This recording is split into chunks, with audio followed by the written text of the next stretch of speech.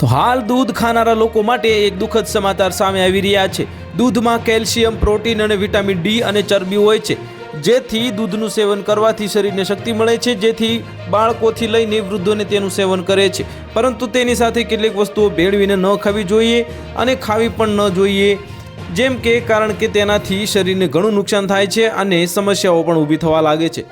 Doctor રેખા રાધા મોહનીના મતે દૂધ ભારે હોય છે। આયુર્વેદ મુજબ તે શરીરમાં લુબ્રિકેશન વધારે છે।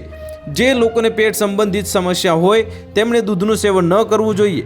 દૂધનું એકલું પીવું જોઈએ અને પીતા પહેલાં તેને સારી રીતે ઉકાળી લેવું જોઈએ। જો તમને ગાય કે ભેંસનું દૂધ પચતું ન હોય તો તમે બકરીનું દૂધ અજમાવી શકો છો।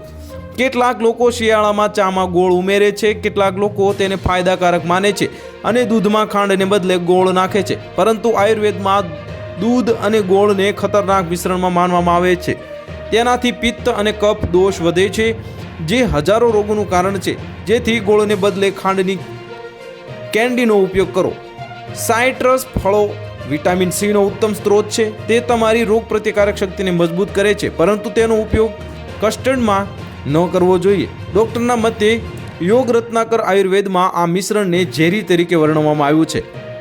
તો હાલ માટે એટલું જ, મળીશું નવી અપડેટ સાથે। જો તમને અમારા વિડીયો પસંદ આવતા હોય તો વિડીયોને લાઇક કરી દેજો, ચેનલને સબસ્ક્રાઇબ કરી બાજુમાં આવેલા બેલ આઇકનને દબાવી દો, જેથી તમને આવા સમાચારની અપડેટ મળતી રહે।